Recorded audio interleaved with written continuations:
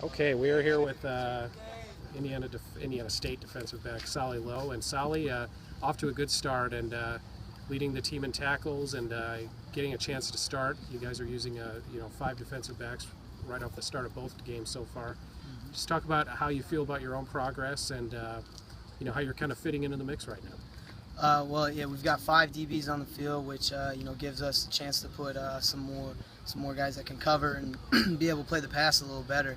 And that gives me a chance to play at 3 spots rather than just the 2. And playing the strong safety position it's a lot of fun. They put me in the right position to make the plays. The coaches make the calls to put everyone in the right spots they're supposed to be. So as long as everyone does their own job, we make sure we get the stop. Talk a little bit about your journey to get to this point. I mean, most people here in Terre Haute especially are familiar with having been at South. Your family's pretty prominent in athletics, but nothing was handed to you either. I mean, you had to earn all this, and kind of talk about your journey getting from point A to the point you're at now, where you're a big time contributor. Well, Terre Haute South was my bread and butter. I love being a Brave. Going to be a Brave till I die. And Coach Rates and my dad, they really taught everything had to be earned. Nothing was going to be given to you, no matter how much talent you had. And so then when I came here with Coach Miles, I did everything I could on every scout team to be on the field and just to be able to practice. And then when the new coaching staff came in and Coach Sanford, I had to prove to them that I was supposed to be here and I was just as good as everyone else. And never satisfied with anything. Still working to be as good as I can be and make everyone on the team even better. You've won a lot of hearts and minds with your play on the field, but also with your leadership off of it. Talk about that and how seriously you take that, and how how you've really kind of defined yourself by your leadership too. I mean, I know you're on the leadership council, and how seriously do you take that role on this team?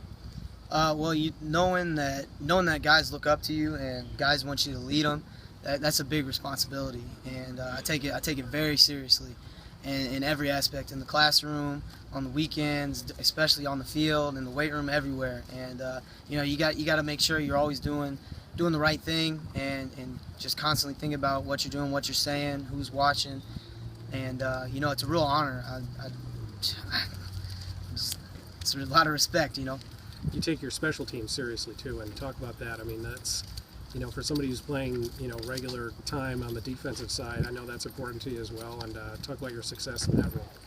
Well, special teams, that's just football, man. That's when you just get to go out there and just hit each other, run into guys that don't see you coming. It's just a lot of fun. And special teams, it's a whole third of the game, so you can win or lose a game on special teams. So I try to be starting on every one, and right now I'm only starting on 3, but you got to keep working, put the best guys on the field, so that way we can make plays.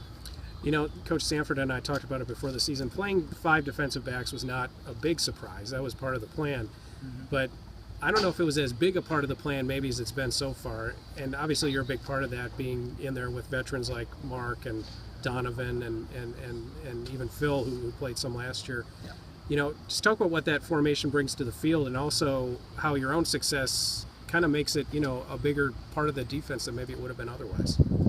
Well, having Mark and Don, and then being able to have Phil or me on the field, I think that makes our defense a lot more versatile, because Mark and Don, they're some great players. I mean, they make every tackle they're supposed to make, and if the ball's in their area, no one's coming down with it except for them. So to be able to have all those players and all those athletes on the field, it really makes our defense versatile, and I think it's been beneficial so far, and I think it's going to continue to do so. I mean, Mark and Don are 2 of the top 3 tacklers on the team, so having them on the field and having them being able to make the plays that's a big deal. So they're going to continue to do that, whether we have 5 or 4 DBs on the field. So 5 just makes it even better. How does that dynamic work? How do you guys kind of split the workload in the secondary? And you can even add, in addition to Phil Wilson, you can even add sort of Jameer Thurman to that, because he has kind of a linebacker who has DB traits. How do you guys kind of split the workload and kind of decide who does what on a given play? Well, the coaches tell us who needs to be where, and we just make sure we do exactly what we're supposed to do. If every man does his job, then there should be no gain every play. And with guys like Phil Phil, who can play every position. He's smart. He knows what to do. He plays hard. He runs hard. He hits hard. And then Jameer's just he's an all-around stud, man. I mean, we can put Jameer anywhere on the field. If we need him to play safety, he could do it.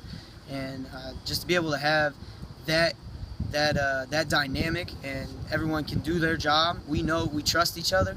We know that everyone's going to do their job. That just makes everything a lot easier. How much pride do you take as a Terre Haute native out here playing for the local school? I mean, that's there's been a lot of you guys, both from both north and south. But how much does that mean to you? It means a lot. I mean, Terre Haute, people can say what they want to say about it, but it raised me right, and I love my city, and I put on for the 812 every time I can. All right, Tsali.